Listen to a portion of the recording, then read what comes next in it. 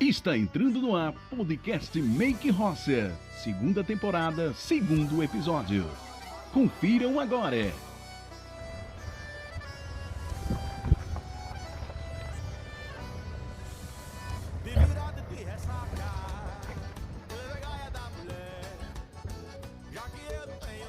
Grande engenheiro Kleber, acompanhando o doutor aí do lado, hein?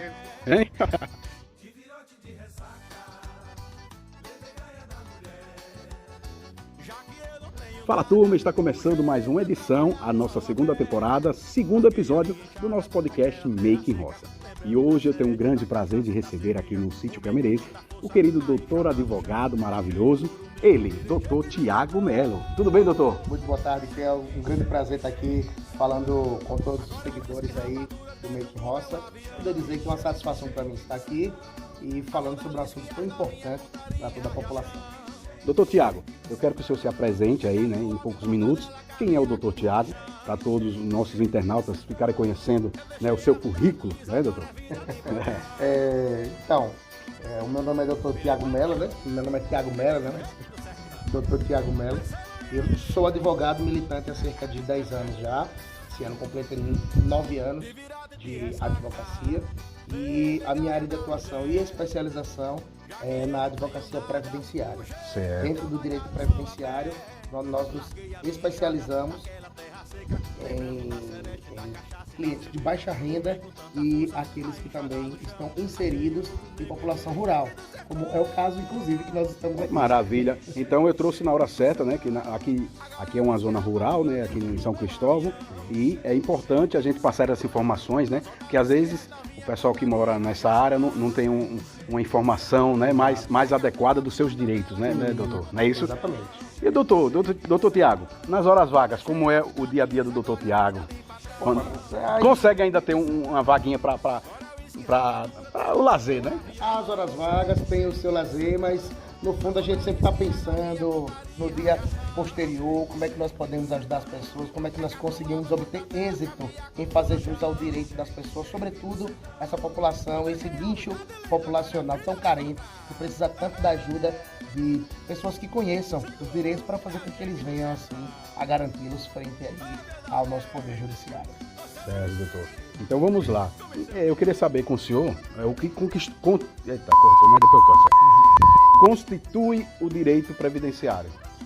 Então, o direito previdenciário, ele é uma área do direito destinada a ajudar ou proteger aquelas pessoas que, durante a sua vida, laboraram, né, trabalharam e, por trabalhar, contribuíram para a previdência social.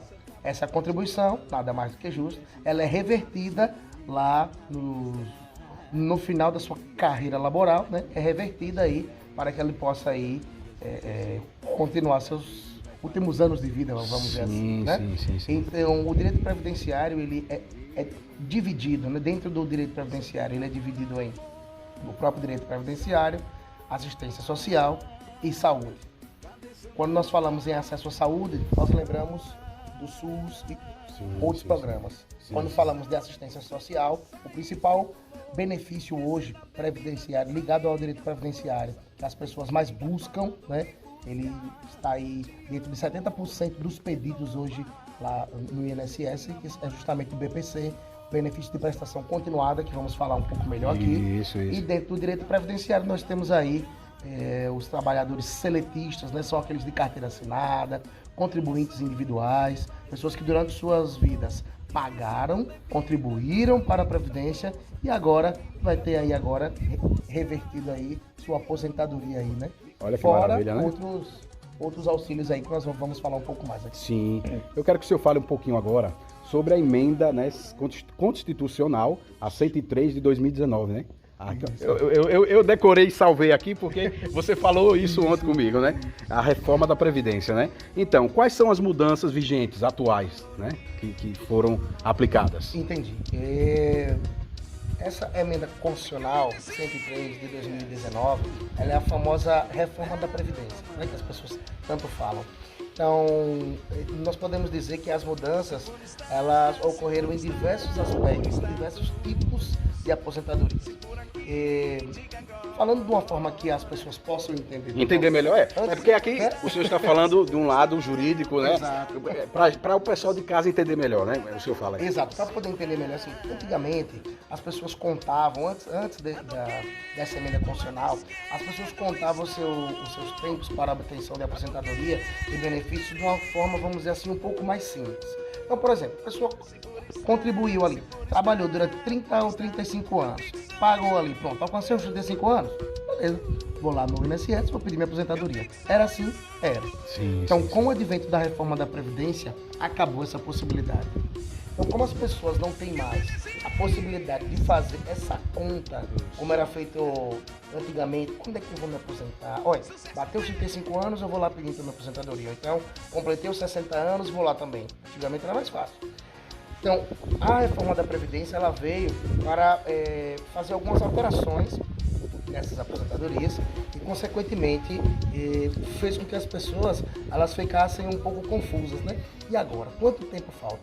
Então, a reforma da Previdência, ela veio justamente para tentar diminuir o rombo que existe hoje no tocante ao direito previdenciário. Certo? Além de outros problemas que existiam, existe muita fraude também. Aconteceu muita fraude. Nós vimos, até se pesquisar aí nas redes sociais, diversas fraudes para com o INSS no sentido de pessoas recebendo benefícios para famílias inseridas no núcleo de baixa renda e muitas vezes morando em Nova York, fora do país, e recebendo aí benefícios que era para pessoas que estavam precisando ali uma situação de pobreza mesmo. De pobreza assim. real, sim. Então, fraude, né?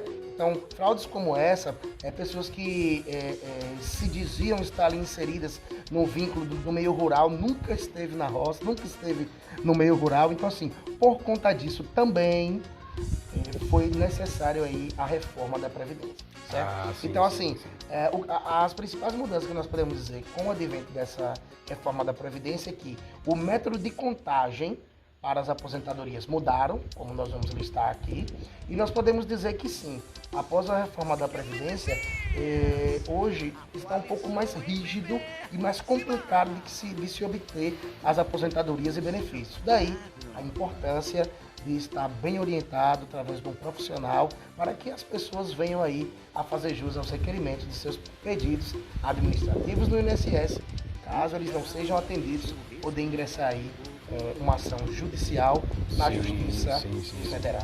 Ótimo.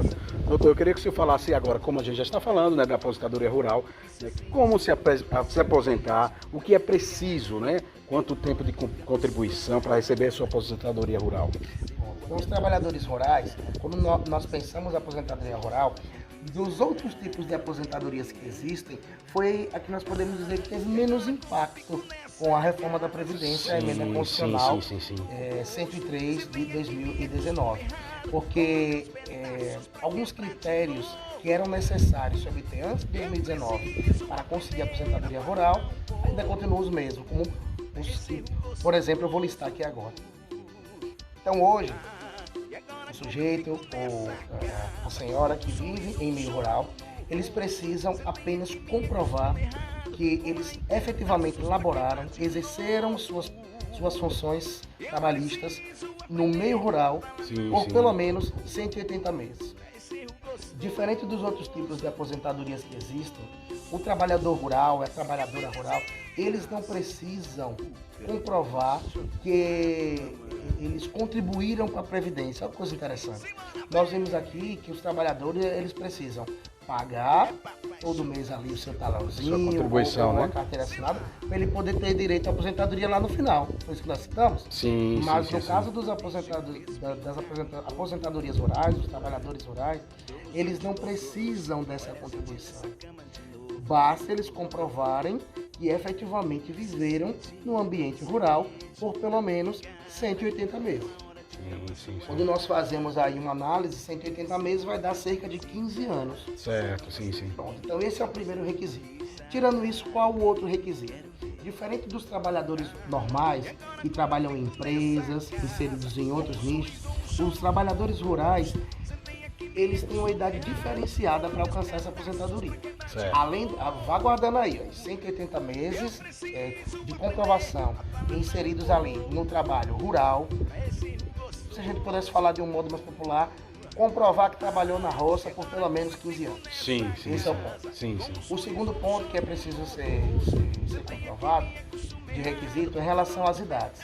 Diferente de todas as outras, as trabalhadoras rurais, as mulheres, elas precisam atingir a idade de pelo menos 55 anos. Então, se a senhora aí já passou de 55 anos, né? E talvez esteja aí, não, mas eu vi na televisão que só com 60, 62. Não é o seu caso. É para o trabalhador normal. Sim, mas se a senhora está inserida, nasceu ali no meio rural, a senhora pode já estar com o direito e não sabe.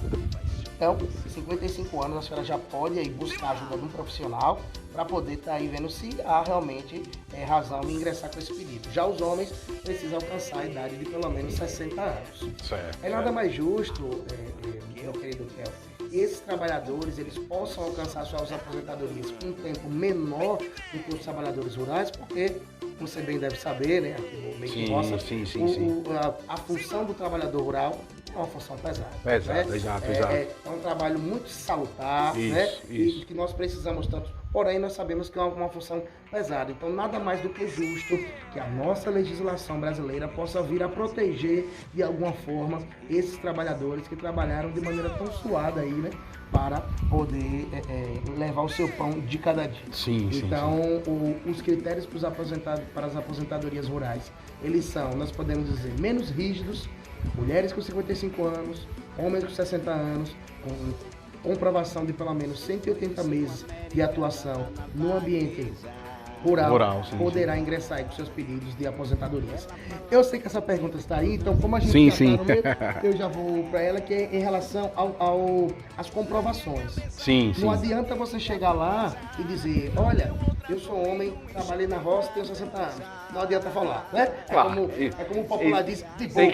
Tem que se provar, né? De boca, né? Qualquer pessoa chega lá, não, eu morei sim lá no campo. Né? Sim. Então existem alguns documentos.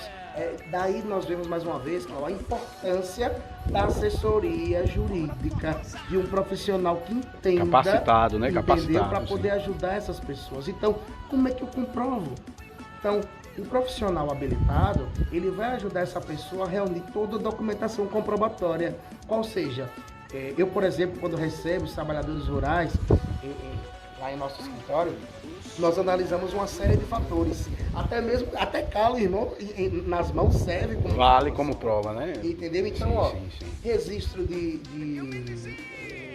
histórico escolar, de instituições de ensino lá do povoadozinho, lá do interior, certidão de nascimento daquela região, fotos da pessoa enquanto criança inserido naquele meio rural, documentos da casa onde morou, pode ser recibos de comprovantes de mercadorias agrícolas, vamos dizer, pessoa que vendeu na feira, vendeu para alguém, enfim.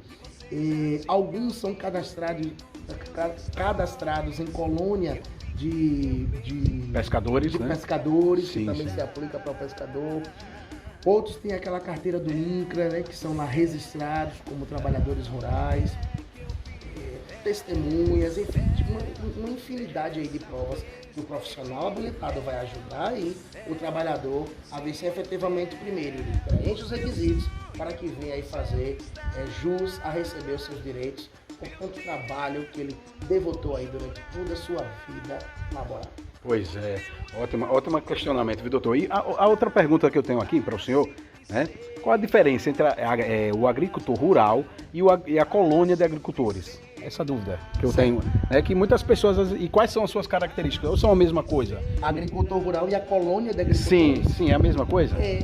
Na verdade, tem a ver, mas são coisas diferentes. A gente pode dizer que é como se o trabalhador rural ele tivesse inserido, ele pode estar inserido numa colônia de agricultores. É como se fosse uma associação. Uma associação, né? Entendeu? Sim. Então, através dessa associação, na verdade se torna aí uma prova a mais de que aquela pessoa, de que aquele trabalhador realmente ele esteve inserido no meio rural. Então, através da associação, da colônia, eu consigo comprovar que esse trabalhador realmente exerceu, lembra dos 180 meses? Sim, Exerceu a sim. atividade rural durante os 180 meses. Certo, Então, eu certo. vou até, de certa forma, até a colônia, eu digo, olha, fulano de tal, tem algum registro aqui como fazendo parte aqui? Tem. Ele já trabalha aqui há um tempo. Ele contribui para a colônia, então através dessa documentação eu digo, não, realmente.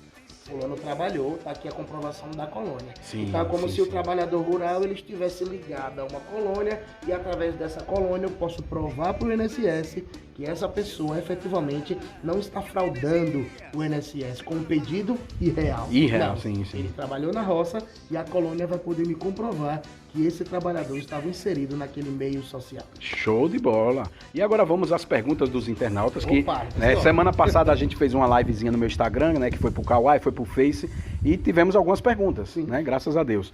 Então vamos lá. A primeira pergunta aqui é do seu Carlos, de São Cristóvão mesmo. Ele perguntou: eu sou agricultor rural, eu tenho direito de receber o Auxílio Brasil do governo? Sim, as pessoas confundem um pouco. No início, quando a gente falou sobre direito previdenciário aqui, nós lembramos que o direito previdenciário, ele se divide em três tentáculos, vamos dizer assim.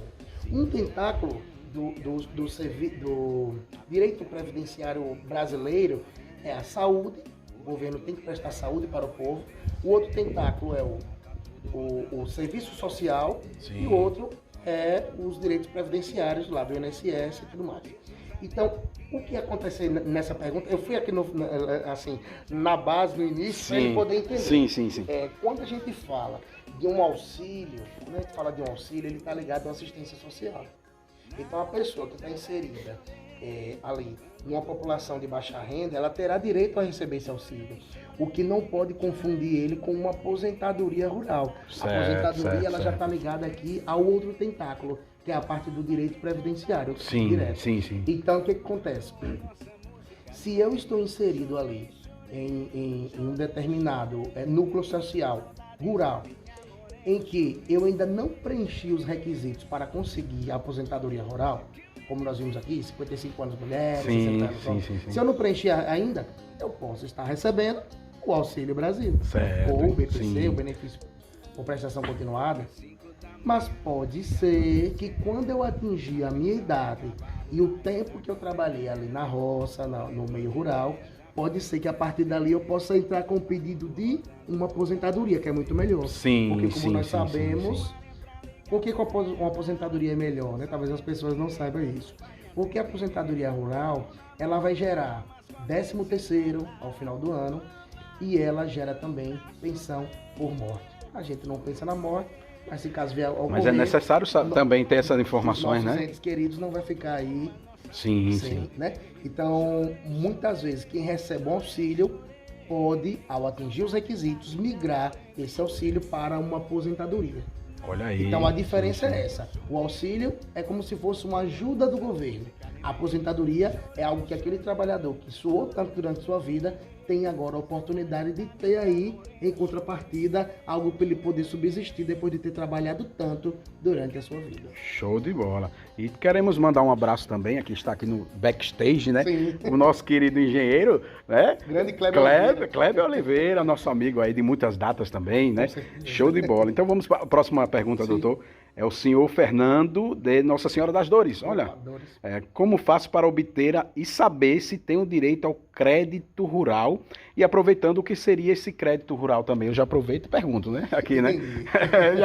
já para tirar dúvida, né? O que é crédito rural? Então vamos saber disso aí, né? Então, como o próprio nome diz, o crédito rural, ele está vinculado aos bancos e o governo federal, entendeu? É mais uma forma que o governo tem aí de tentar ajudar esses trabalhadores aí que estão exercendo as suas funções laborais em meio rural. Então, o que eu posso dizer nesse sentido é que, para buscar mais informações acerca desse crédito, o trabalhador ele precisa se dirigir até a agência mais próxima da Caixa Econômica, acredito que o Banco do Nordeste também, para que ele possa ir juntamente com o gerente da agência, aí buscando informações acerca de como ele pode preencher os requisitos para estar fazendo aí o pedido de recebimento desse crédito rural, certo? Sim, Mas sim. lembrando que os requisitos para conseguir geralmente esses créditos, eles estão muito ligados aos mesmos requisitos necessários para se obter benefícios relacionados a trabalhadores rurais na Previdência Social, certo? Show, Mas, show. respondendo a pergunta de maneira direta, esse trabalhador ou a pessoa que está inserida ali precisa se dirigir a uma agência ligada ao governo federal para estar buscando aí os requisitos para entrar com o pedido desse crédito aí. Que nada mais é do que uma ajuda do governo para que essas pessoas possam estar aí exercendo sua função laboral em meio rural.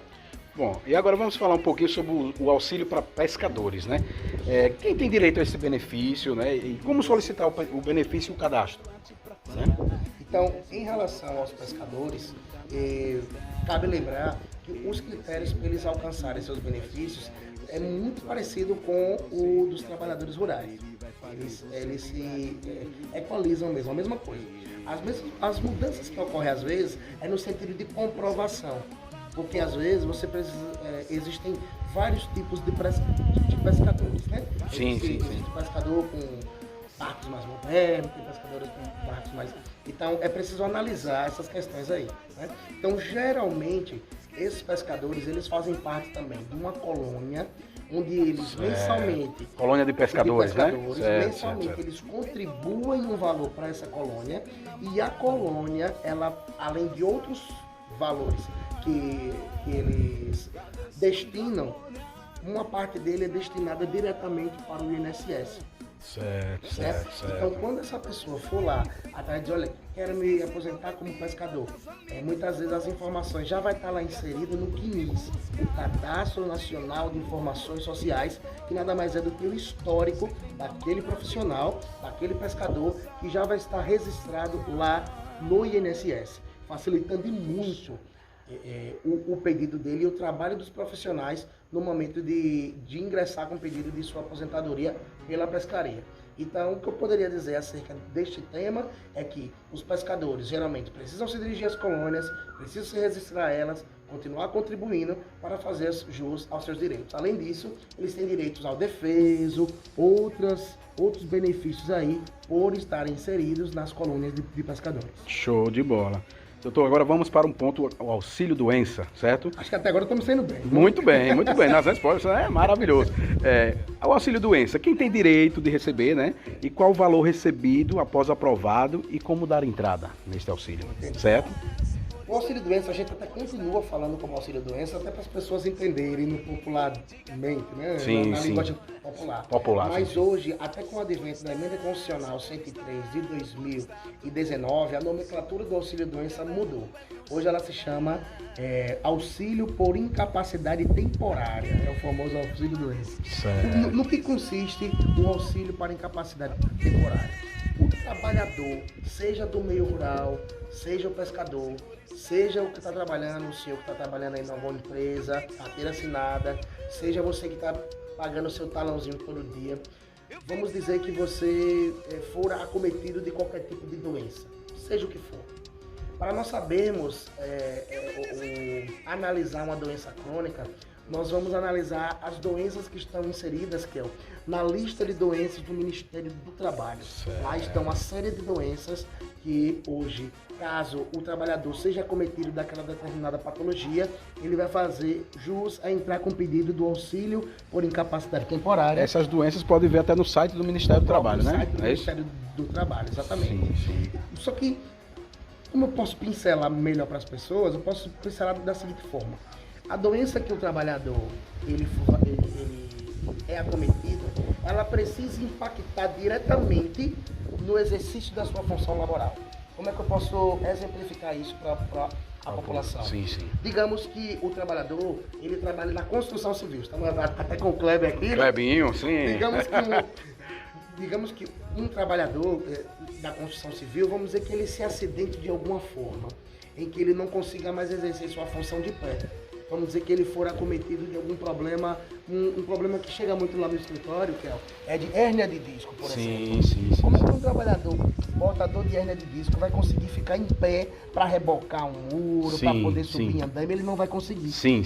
Então, se ele estiver em dia com seus pagamentos do INSS, ele vai ter direito a ingressar com o pedido do auxílio-doença. Pronto. Então, o INSS, o governo vai pagar o salário dele enquanto ele estiver se tratando da doença, para depois poder voltar a exercer o seu trabalho. Olha então, o aí. auxílio doença é isso. O governo vai pagar o seu salário enquanto você está fazendo o seu tratamento. Sim, Como sim, fazer o pedido? Através do telefone 135, que é o telefone hoje do meu INSS, né, do INSS, do Instituto Nacional de Seguridade Social, e através do aplicativo Meu INSS, todo mundo hoje em dia tem um celular, pode baixar aí o aplicativo do Meu INSS, ou através do site www.meuinss.gov.br. Show. Através desse site a gente ingressa aí com os pedidos. Lembrando que é necessário ter em mãos o relatório do médico comprovando que o trabalhador realmente está acometido daquela determinada doença. Sim. Então, acho que eu respondi a pergunta. Entra com o pedido através desses canais que eu falei, 135, ou através do aplicativo ou do site. Precisa estar na mão com o relatório do médico informando a doença e precisa estar em dia com as contribuições previdenciárias mês a mês para que possa ser, como as pessoas dizem, né, no popular, se encostar para estar ali recebendo seu valor mensal. Pronto, doutor. E agora vamos falar sobre o LOAS, né? Opa, que a gente comentou. Chegou a hora. Benefício LOAS, né? O que é e quem tem direito, né? E como é o seu funcionamento, né? Desse benefício LOAS, né? Ok, vou começar com uma pequena aula do LOAS. O que é isso? O que é preciso para conseguir o LOAS? Pronto, resumindo assim, essa entendeu? palavra LOAS, ela significa, a sigla significa Lei Orgânica de Assistência Social. Lembra que lá no início eu expliquei que o direito previdenciário se divide em 3 tentáculos? Sim. A gente pode dizer que o LOAS nada mais é do que uma lei que está inserida na assistência social. Então, essa lei orgânica de assistência social é uma lei que ela existe para ajudar aquelas pessoas que não têm condições de exercer funções laborais, mas que também elas não conseguiram efetuar o pagamento das contribuições previdenciárias ou estarem inseridas em um núcleo familiar de baixa renda. Então, essa família não tem como oferir renda, como é que vai pagar o talãozinho do INSS? Não tem como. Exato. Então, o LOAS nada mais é do que isso. É uma lei que vem ajudar as pessoas que não têm condições de efetuar suas contribuições a poder receber um benefício do governo. O principal benefício inserido no LOAS, nessa lei, é o BPC. Nada mais é do que um benefício de prestação continuada. Quem tem direito ao BPC? Tem direito ao BPC todos os brasileiros que forem portadores de uma doença crônica. Como é que eu sei que eu tenho uma doença crônica, Kel Menezes? Através da lista de doenças do Ministério do Trabalho, como já contamos aqui. Segundo ponto, acometido de alguma deficiência física ou mental. Certo. Ou comprovada, né? Comprovada. Ou qualquer brasileiro que atinja, ou brasileira que atinja 65 anos de idade. Se eu preencher esses 3 requisitos, eu não preciso ter sequer uma contribuição para o INSS. Eu preenchi a questão de ser portador de uma doença crônica ou atingir a idade de 65 anos, que é o idoso para a Previdência. Certo. Basta eu comprovar a questão da renda. Através do cadastro único obtido no CRAS mais próximo da sua casa, você poderá estar ingressando com esse pedido junto ao INSS e você terá direito a receber um salário mínimo por mês para poder viver com a sua família. Lembrando, apenas uma observação, é necessário que a renda familiar ela chegue até no máximo 1/4 por cada habitante da casa. É a famosa renda per capita familiar. Certo?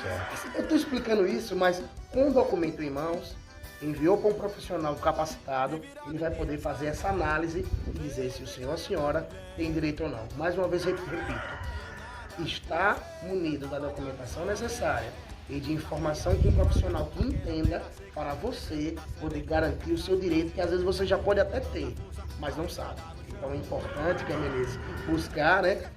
Até desde já agradeço a você essa oportunidade. Eu que agradeço. De estar levando esse conhecimento às pessoas para que elas possam, pelo menos, despertar lá, assim, será que eu posso ter direito? Sim, Né? sim, Estaremos sim, à sim. disposição aqui com o grande Kel Menezes. Perfeito, querido. E vamos agora mais uma pergunta, certo? Do internauta, a Liviane de São Cristóvão também, né? Opa. Porque assim, como eu estou aqui em São Cristóvão, tem uns grupos daqui que eu estou compartilhando muito, né? O link do podcast e as pessoas da própria cidade estão mandando, né? Então a Liviane perguntou o seguinte: quem recebe o LOAS e tem um filho especial pode aposentar ele e não perder o benefício pobre, o próprio, certo? Ou não se aposenta? Boa pergunta, viu? Ótima pergunta. Olha aí, Liviane, olha aí a sua pergunta. Ótima pergunta, vamos lá. Em primeiro lugar, nós não podemos confundir, o recebimento de um benefício como o LOAS, né? Como Sim, BPC sim, LOAS, como diz popular, Sim. com aposentadoria. O benefício do BPC, nós podemos encarar ele como uma ajuda do governo para a família subsistir, viver ali, poder comer, se alimentar. Certo. A aposentadoria é outra coisa, né?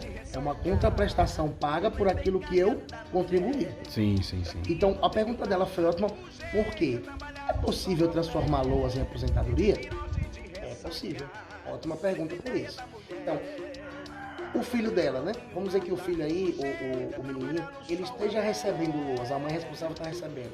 Ela pode, todo mês, efetuar o pagamento como facultativo, R$140 por mês. Ela pode pagar naquele valorzinho. Certo. E após um determinado período de carência de 12 meses, Sim, ela poderá sim... Olha a abelha, é roça. Ela poderá estar ingressando com um pedido de conversão, de mudança do BPC para aposentadoria. Então não vamos confundir BPC, que está atrelado ao LOAS, com aposentadoria. Não é uma aposentadoria, é uma ajuda. Mas é possível sim transformar o BPC em uma aposentadoria, desde que faça a contribuição por pelo menos 12 meses de carência. Perfeito, doutor. E a pergunta do Vida Farrense, Alexandre da HO Refrigeração. Estou fazendo mexer, eu quero o cachê, viu, Alexandre? Como é ser genro de doutor Neto?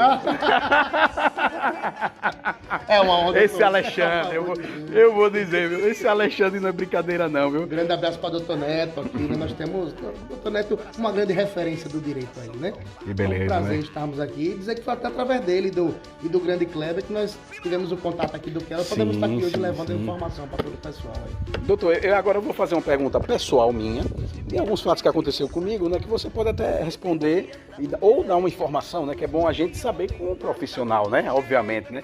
Por exemplo, os postos de saúde, né, e UBS aqui mesmo da cidade, eles não têm um atendimento para pediatria, certo, de crianças. Tem mais o atendimento com o clínico geral. O que é que a população poderia procurar juridicamente, ou se existe, ou procurar um canal da Ministério da Saúde, alguma coisa para reclamar, entendeu? O que poderia ser feito, na realidade, entendeu, doutor? Existe sim uma ouvidoria que pode ouvidoria, estar buscando, né? Sim, mas sim. do ponto de vista judicial, que é o Sim. que eu posso falar Sim, como sim. profissional atrelado ao Poder Judiciário brasileiro, eu tenho que responder dentro da minha área de atuação. Claro, dentro da sua área, isso. Então, dentro do ponto de vista judicial, até puxando a sardinha para a minha área de atuação, que é o previdenciário, certo. mais uma vez lembrando lá de como se divide o direito previdenciário, nós vimos que uma responsabilidade básica do Estado brasileiro, assim como os municípios, os estados da federação, é de levar um fornecimento de saúde para todos. Né? O governo ele tem essa obrigação de fornecer saúde para todos. Então, diante da situação atrelada aí, pode ser sim que haja a possibilidade de, dentro da seara judicial, poder se ingressar com uma ação judicial para que seja garantido aí acesso à saúde para as crianças aí, né? Pediatra. Então, se isso está acontecendo, do ponto de vista judicial, é necessário juntar todo um meio comprobatório de testemunhas, de que tentou o atendimento por parte ali do Estado e não houve essa possibilidade, munido de provas, poderá sim estar ingressando com uma ação judicial para que seja responsabilizado aí, né? Seja qual for o órgão competente do município, para que possa estar aí prestando esse serviço tão relevante para a população. Num caso assim, foi até na minha questão com a minha filha que, por exemplo, um hospital não estava já tinha um mês com uma ambulância com a maca quebrada. Quer dizer, isso ocasionava que a criança necessitando de uma transferência e não poderia ser feita.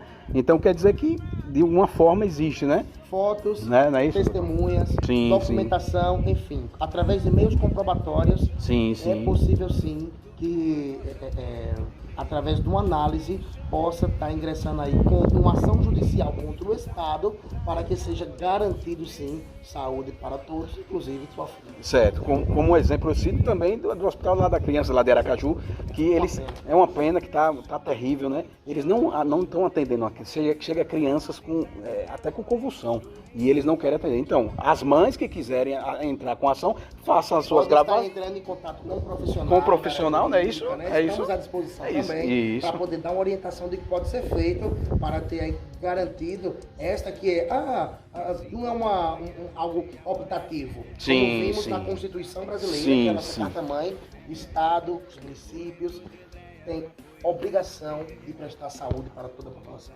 Perfeito, doutor. Doutor, quero agradecer sua presença no nosso podcast. Muito obrigado, doutor? Meu amigo. Essa é a nossa segunda temporada, nosso segundo episódio. Fico muito feliz, até lisonjeado e arrepiado, porque eu estou vendo que, graças a Deus, está bem, né? Bem visto e o pessoal está gostando muito, viu, doutor? E dê suas considerações finais, passe as suas redes sociais aí para o público, né? Porque o doutor, você pode entrar no Instagram dele, e a assessoria vai entrar em contato e organizar tudo, né? Que precisar, seja no jurídico, né? Olha o cartãozinho maravilhoso aqui, TMS Advogados, certo? Vocês estão vendo aí. E entre em contato com o doutor, né? Para poder... Exatamente. Né, seja do previdenciário, seja... Exatamente. Então, o nosso Instagram, eu acredito que... Sim, está passando, Instagram, não é isso? Sim. É @TMS Advogados, certo? Nós temos uma equipe especializada em ajudar as pessoas a conhecer os seus direitos, né? A tirar essas dúvidas. Estamos à disposição para ajudar as pessoas a conseguir obter esse conteúdo informativo, para que elas possam entender um pouco mais os direitos que elas possam ter. Estamos à disposição e desde já queria dizer que foi um grande prazer estar aqui. Quem sabe daqui a alguns anos nós não poderemos voltar aqui novamente. Com fé, quero dizer que me senti muito à vontade. Eu fico muito feliz. Vamos trilhar um caminho juntos aí com o grande Kel Menezes. Parabéns pelo seu trabalho. Obrigado, muito obrigado. Tenho certeza que, ainda mais depois dessa entrevista também aqui, muitos outros profissionais vão estar na fila querendo estar Que coisa boa, é bom. Nosso querido Kel Menezes, parabéns por essa iniciativa. E que bom, né, que as pessoas estão cada vez mais olhando por esse meio tão importante para a nossa nação, que é esse meio, esse vínculo rural das pessoas, né? Nós podemos dizer que boa parte do Brasil foi construído por boa parte da população rural. Então, o meio está fazendo um trabalho exemplar e para mim é uma honra, na minha trajetória profissional, ter participado de um programa tão salutar quanto esse. Muito obrigado. Muito obrigado, doutor. Gente, essa foi a nossa edição. Quero agradecer aí, né, ao querido restaurante Bar e Restaurante Coqueiros. Né, se você tiver aquela fome maravilhosa, tá aqui o telefone, endereço, pode pedir a sua quentinha ou almoçar no local também. Mandar um abraço especial ao Coque, Colégio São Paulo, Dona Cili, né, nosso querido também Carlinhos, ao Mundo da Criança, né, Nathalie também, colégio excelente lá de Aracaju, tá bom? Um grande abraço a todos e até a próxima edição, se Deus quiser. Até mais, gente.